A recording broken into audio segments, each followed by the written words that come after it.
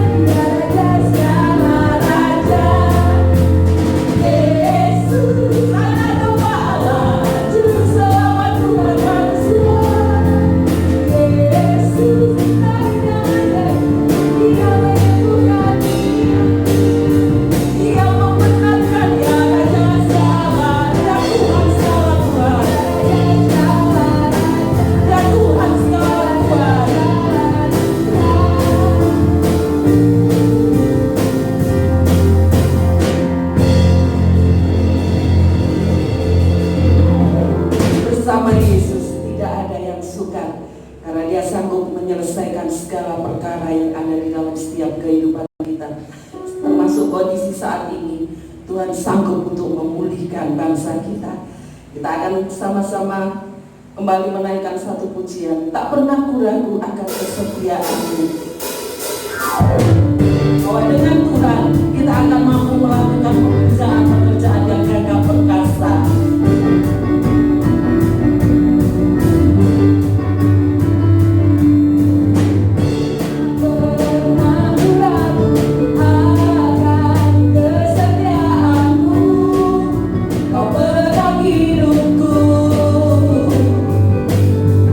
Sepenuh jiwaku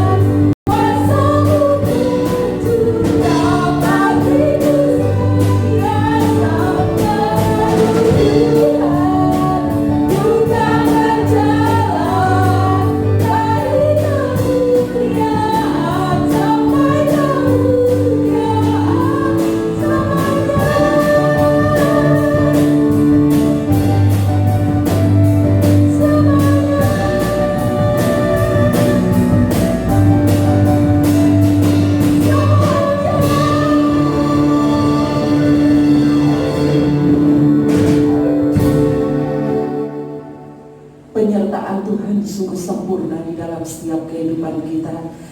Dan sebagai ungkapan kasih kita kepada Tuhan, sebentar kita akan memberikan persembahan.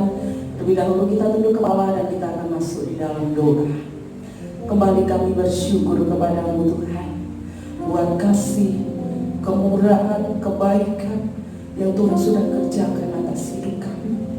Sebagai ungkapan rasa kasih kami, ungkapan cinta kami kepadamu Tuhan, kami mau memberikan persembahan untuk pelayanan pekerjaan Tuhan. Mari Bapamu yang akan memberkati setiap kami. Bahkan kami berdoa untuk anak-anakmu yang mengembalikan milik Tuhan. Tuhan juga yang akan mengembalikan berlipat kali ganda. Biarlah sungguh melalui berkat-berkat yang Tuhan nyatakan di dalam setiap kehidupan mereka, pribadi mereka, apa yang menjadi kebutuhan dan keperluan mereka boleh tercukupkan. Terima kasih banyak Bapak. Kami mau berikan persembahan kami dengan pengucapan syukur, dengan penuh sukacita, bukan karena terpaksa ataupun dipaksa, hanya di dalam nama Tuhan kami Yesus Kristus. Haleluya, amin. Kita akan memberikan persembahan kepada Tuhan. Kita akan nyanyikan satu pujian, ku bawa kepadamu persembahanku ini.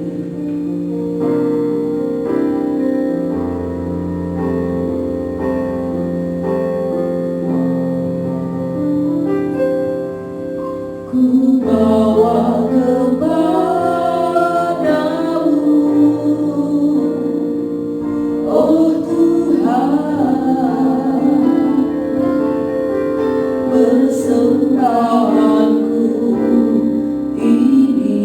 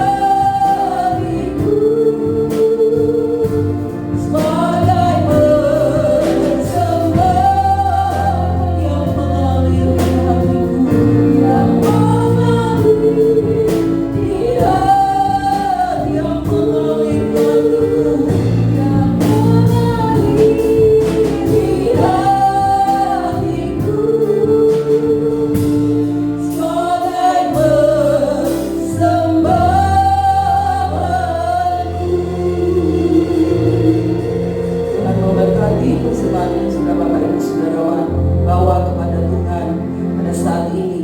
Kita akan siapkan hati kita untuk kita sama-sama menerima renungan firman Tuhan.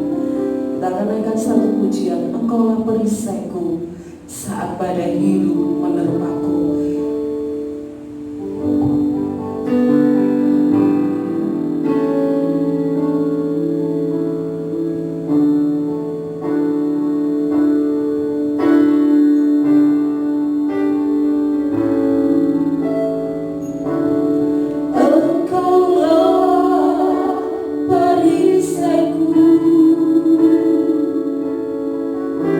Saat badai hidup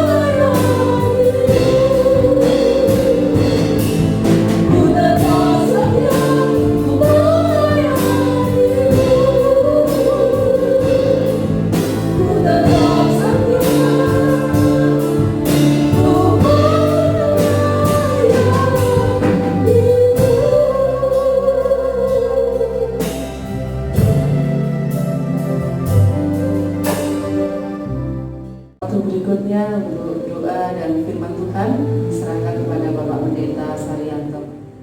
Baik, mari kita akan berdoa untuk menyambut renungan firman Tuhan.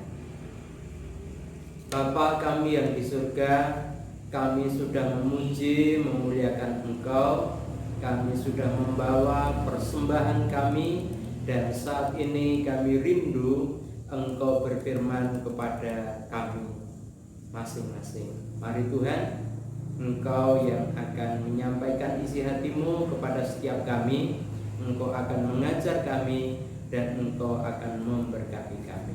Terima kasih Tuhan. Di dalam nama Tuhan Yesus Kristus kami berdoa. Amin. Baik, renungan firman Tuhan kali ini terambil dari kitab Injil Matius. Matius pasal yang ke-26 dari ayat 6 sampai ayat yang ke-13 kita akan membacanya. Sekali lagi, Matius 26 ayat 6 sampai ayat yang ke-13. Kita akan membaca bagian firman Tuhan ini di bawah judul perikop Yesus diurapi. Ketika Yesus berada di Betania di rumah Simon si Kusta, datanglah seorang perempuan kepadanya membawa sebuah buli-buli pualam berisi minyak wangi yang mahal. Minyak itu dicurahkannya ke atas kepala Yesus yang sedang duduk makan. Melihat itu, murid-murid gusar dan berkata, "Untuk apa pemborosan ini? Sebab minyak itu dapat dijual dengan mahal dan uangnya dapat diberikan kepada orang-orang miskin." Tetapi Yesus mengetahui pikiran mereka lalu berkata, "Mengapa kamu menyusahkan perempuan ini? Sebab ia telah melakukan suatu perbuatan yang baik padaku.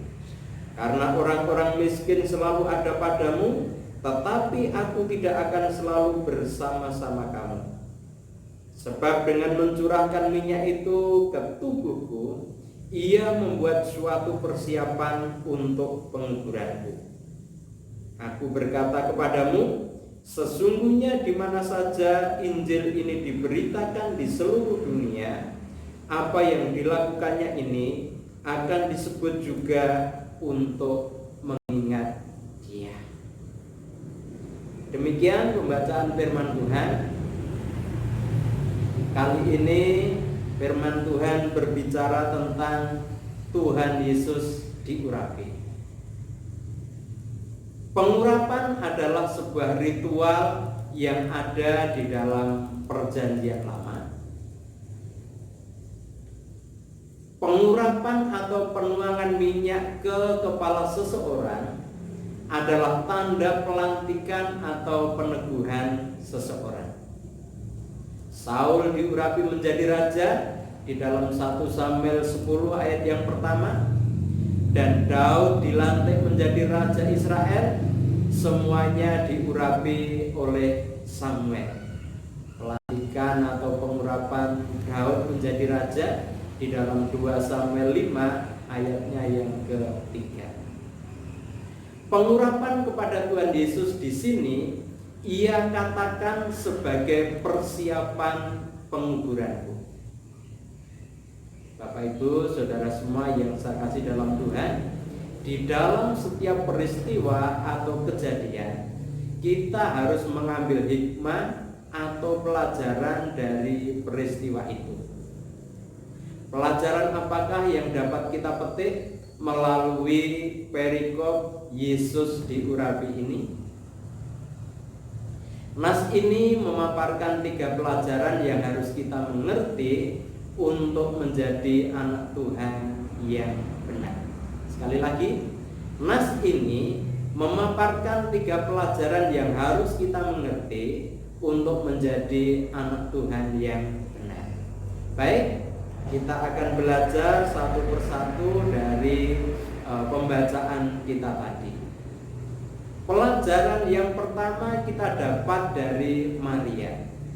Di dalam ayat 7 dan ayat 9 dikatakan demikian, Datanglah seorang perempuan kepadanya membawa sebuah buli-buli pualam berisi minyak wangi yang mahal. Minyak itu dicurahkannya ke atas kepala Yesus yang sedang duduk makan. Dari ayat ini kita dapat mengambil pelajaran bahwa Maria melayani Tuhan dengan royal. Dalam ayat 9 dikatakan minyak itu dapat dijual dengan mahal. Bahkan di dalam Yohanes 12 ayat 5, Yudas Iskariot mengatakan minyak narwastu murni itu dapat dijual seharga 300 dinar lebih. 1 dinar adalah upah kerja sehari pada waktu itu. Kalau upah kerja sehari saat ini taruhlah 100.000 rupiah, berarti harga minyak narwastu yang dicurahkan ke kepala Tuhan Yesus itu jika dikurus sekarang itu senilai 30 juta lebih. Buli-buli tempat minyak itu dipatahkan lehernya dan dicurahkan. Minyak itu tidak dicerot-cerotkan atau dicerit-ceritkan, tetapi dicurahkan. Itu adalah tanda kelapangan, ketulusan, keikhlasan Maria mempersembahkan itu kepada Tuhan. Ia tidak ngirit, ia tidak pelit, tetapi dengan loyalitas atau dengan royal dia melakukan semuanya itu untuk Tuhan. Bukankah kita juga begitu kalau persembahan kepada Tuhan dengan royal? Amin. Janji firman-Nya dalam Lukas 6 ayat 38, berilah maka kamu akan diberi suatu takaran yang baik, yang dipadatkan, yang diguncang, yang tumpah keluar, akan dicurahkan ke dalam ribaan. Kalau sekarang ke dalam ribaan itu berarti ke dalam pangkuan, ke dalam dompetmu, ke dalam tasmu, ke bawah bantalmu, ke dalam rekeningmu, terserah saudara menaruh uang itu di mana. Kalau kita ingin mendapat berkat banyak, harus menabur banyak. Jangan hanya jerit, tetapi mencurahkan dengan royal seperti Maria. Bisa? Pasti bisa. Amin. Yang kedua, kita belajar dari Maria bahwa ia melayani dengan rendah hati. Di dalam Yohanes 12 ayatnya yang ketiga, di sana dituliskan bahwa Maria tidak hanya mencurahkan minyak itu, tetapi ia menyekanya dengan rambutnya. Rambut yang adalah mahkota bagi perempuan dipakainya untuk menyeka kaki Yesus. Ini merupakan wujud pelayanan yang rendah hati. Ia mempersembahkan banyak, tetapi ia tetap rendah hati. Ketika kita mempersembahkan banyak, apalagi sedikit, jangan ada pamrih. Ketika kita pelayanan, jangan ada motif tersembunyi, jangan ada udang di balik batu. Kita belajar dari apa yang Tuhan Yesus katakan dalam Matius 6 ayat yang ketiga. Tuhan katakan, jangan diketahui tangan kirimu apa yang diperbuat tangan kananmu. Artinya dalam pelayanan kita hanya Tuhan saja yang tahu, dan Dia akan memberkati kita. Itu pelajaran yang kita dapat dari Maria. Yang kedua, pelajaran dari para murid. Di dalam ayat yang selanjutnya di sana, murid-murid itu gusar dan berkata, untuk apa pemborosan ini? Melihat apa yang dilakukan Maria, para murid menjadi gusar. Bahkan dalam Markus 14 ayat 5 yang sejajar dengan itu ditulis, mereka memarahi Maria. Para murid menggunakan common sense. Apa itu common sense? Mereka menggunakan pikiran sehat. Secara nalar ini adalah pemborosan. Ini tidak perlu. Makanya mereka gusar ketika melihatnya. Apakah kita juga berpikiran begitu? Kita menggunakan akal sehat kita? Persembahan untuk Tuhan adalah pemborosan? Ingat, dalam Lukas 6, Matius 6 maksud saya, Matius 6 ayatnya yang ke-19 20, bahwa kita harus mengumpulkan harta di surga, karena harta yang kita kumpulkan di dunia, Tuhan katakan akan ada ngengat dan karat yang akan merusakkannya. Tetapi kalau kita menyimpan harta di surga, ngengat dan karat tidak akan merusakkannya. Pelajaran kedua yang kita dapat dari para murid ialah bahwa mereka memiliki agenda yang tersembunyi. Orang lain mengatakan hidden agenda. Apa itu? Di dalam Yohanes 12 ayatnya yang ke-6 ditulis bahwa Yudas Iskariot sering mencuri uang kas yang disimpan. Rupa-rupanya yang menjadi provokator dari para murid ini adalah Yudas Iskariot. Dia mempunyai agenda tersembunyi. Dia mempunyai pamrih di balik apa yang dikatakannya. Kalau minyak itu dijual seharga 300 dinar lebih, uangnya masuk kas, dan dia mempunyai kesempatan untuk mencurinya. Itu agenda tersembunyi yang ada di dalam diri Yudas Iskariot. Dari peristiwa ini kita harus hati-hati ketika ada orang yang kelihatannya kata-katanya itu sangat bijak, kata-katanya penuh hikmat, sehingga kita mengikutinya, kita menyetujuinya, padahal dia mempunyai agenda tersembunyi. Ada pamrih, ada udang di balik batu, di balik kata-katanya yang kelihatannya bijaksana itu.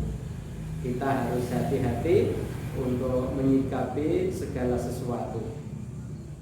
Namun demikian, mari masing-masing kita seperti Maria, tetaplah berbuat baik, tetaplah berbuat kasih walau dicela orang.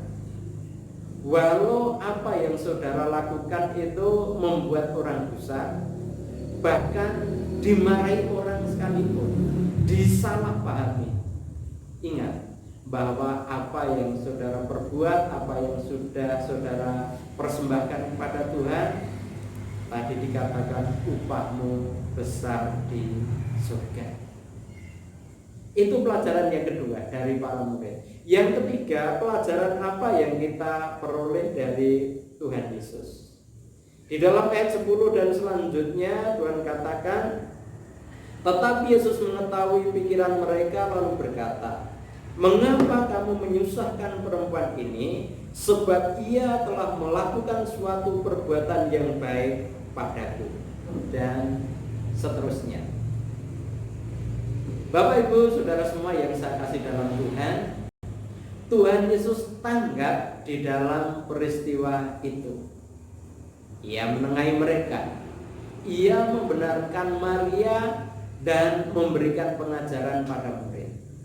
Apa yang dilakukan Maria itu menjadi persiapan untuk penguburannya. Lihat di dalam ayat 12 tadi.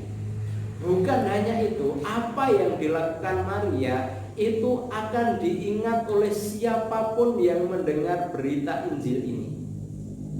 Termasuk juga kita yang saat ini merenungkan bagian firman Tuhan ini. Di dalam Matius 10 ayatnya yang ke-41, Tuhan Yesus juga memberikan pengajaran, barang siapa menyambut nabi, ia akan memperoleh upah nabi. Barang siapa menyambut orang benar sebagai orang benar, ia akan mendapat upah orang benar. Sebetulnya berita utama di dalam Injil adalah berita tentang Tuhan Yesus. Tetapi karena Maria melakukan itu semua kepada Tuhan Yesus, makanya namanya tertulis juga dalam kitab Injil. Nama Maria menjadi terkenal, tetapi bukan sengaja dia memperkenalkan diri, tetapi para penulis Injillah yang membuatnya terkenal.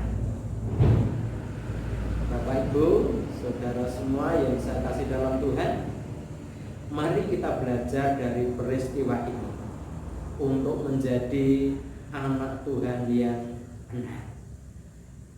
Yang pertama, kita seperti Maria yang royal dan melayani dengan segala kerendahan hati. Tetapi kita juga harus belajar dari para murid. Kita menjauhi apa yang dilakukan para murid yang mencela, memarahi orang yang berbuat baik, bahkan memiliki motivasi yang tidak tulus dalam pelayanan.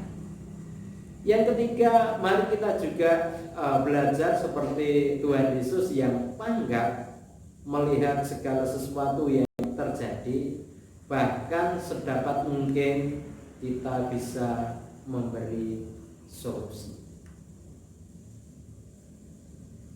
Sampai sedemikian jauh pembacaan firman Tuhan. Kita akan berdoa untuk firman Tuhan ini. Bapa kami yang di surga, kami bersyukur untuk firman Tuhan yang sudah kami renungkan bersama. Mari Engkau sendiri yang akan memeteraikan kebenaran ini di dalam kehidupan kami.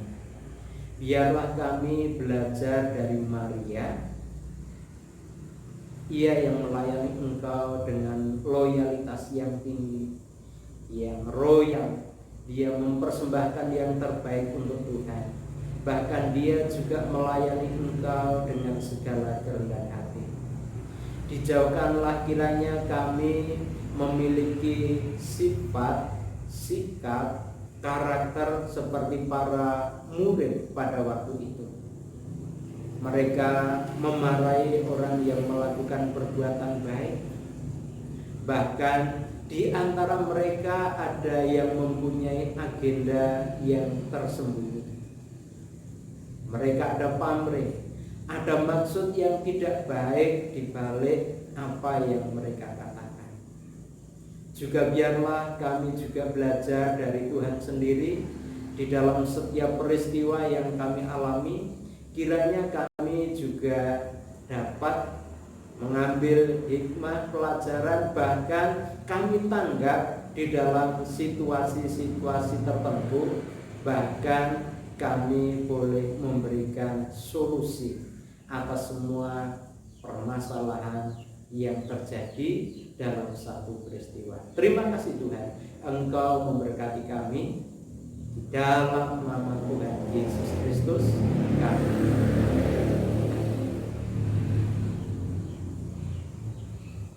Baik,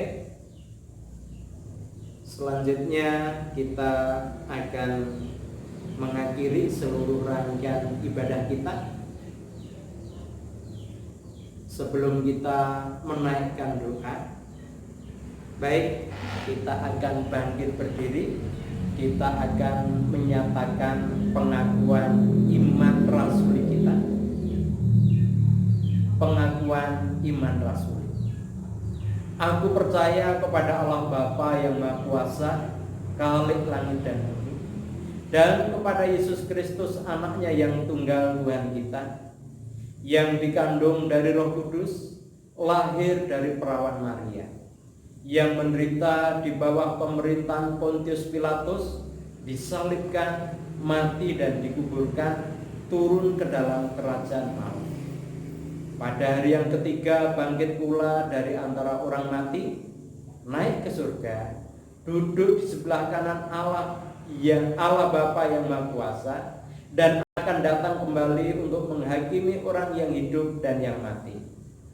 Aku percaya kepada Roh Kudus, gereja yang kudus dan am, persekutuan orang kudus, pengampunan dosa, kebangkitan tubuh, dan hidup yang kekal. Baik, kita akan mengakhiri seluruh rangkaian ibadah kita. Sekali lagi kita akan berdoa dan kita akan menerima doa berkat. Bapa kami yang di surga, sekali lagi kami menaikkan syukur kami. Kami sudah beribadah dari awal, pertengahan hingga akhir dengan baik, tidak ada halangan satu apapun. Kami akan mengakhiri seluruh rangkaian ibadah kami, dan biarlah kami semua tengadah kepadamu.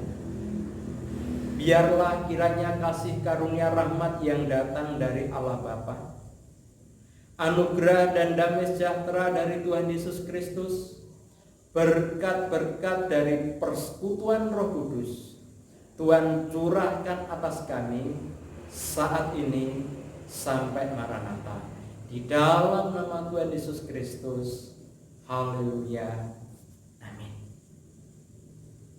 Bapak Ibu Saudara semua yang saya kasih dalam Tuhan, sekian seluruh rangkaian ibadah sudah selesai. Selamat hari Minggu. Tuhan